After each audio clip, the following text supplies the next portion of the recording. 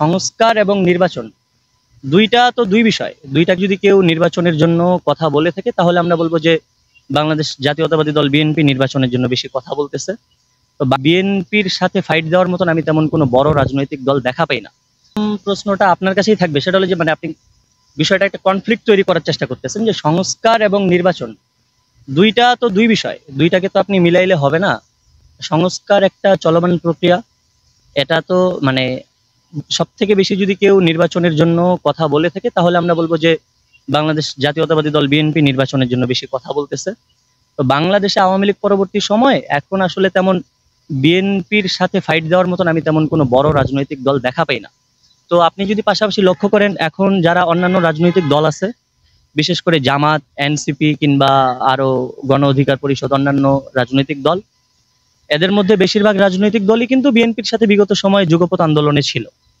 তো আপনার একমাত্র এনসিপি ছাড়া সবাই কিন্তু মোটামুটি ডিসেম্বরের মধ্যে একটা নির্বাচন আয়োজনের কথা বলেছে।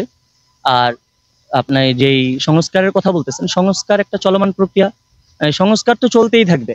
মনে করেন যে এখন একটা সংস্কার হইলো, আপনার 2-2.5 বছর 3 বছর পরে আবার সেই জিনিসটা কোনো একটা জিনিসের উপরে আবার সংস্কার প্রয়োজন হতে পারে, তখনও সেই জিনিসটারও সংস্কার হবে। মনে করেন আইন, এখন একটা আইন প্রণয়ন করা হলো, সেই আইনটা 3 বছর পর এমন একটা প্রেক্ষাপট হলো যে সেই আইনটা আপনার পরিবর্তন করা জরুরি, তখন তো আপনাকে আবার সেই আইনটা সংস্কার করতে হবে।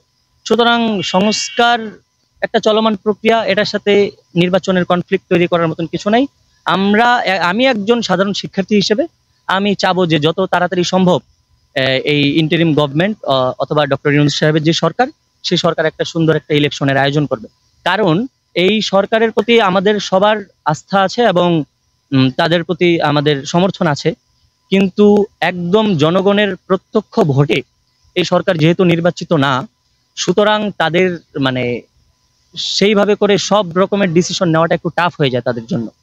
তো যার কারণে আমি চাবো যে একটা নির্বাচন হলে একটা জনগণের ম্যান্ডেটেড সরকার আসলে তখন মনে করেন যে তাদের জন্য দেশের সেবা করার সুবিধা হবে। এবং আমি এটাও বিশ্বাস করি যে যারাই ক্ষমতায় আসুক বা পাওয়ার পার্টিতে আসুক ইলেকশনের মাধ্যমে, ডক্টর ইউনূস যেহেতু একজন বিশাল ব্যক্তি এবং বাংলাদেশের একজন গর্ব, আমার আন্তরিকভাবে এই বিশ্বাসটা আছে যে তারা ডক্টর ইউনূসকে সেভাবে করে মূল্যায়ন করবে এবং পরবর্তীতেও এই ইলেকশনের পরেও ডক্টর ইউনূসের জন্য বাংলাদেশের সেবা করার সুযোগ থাকবে।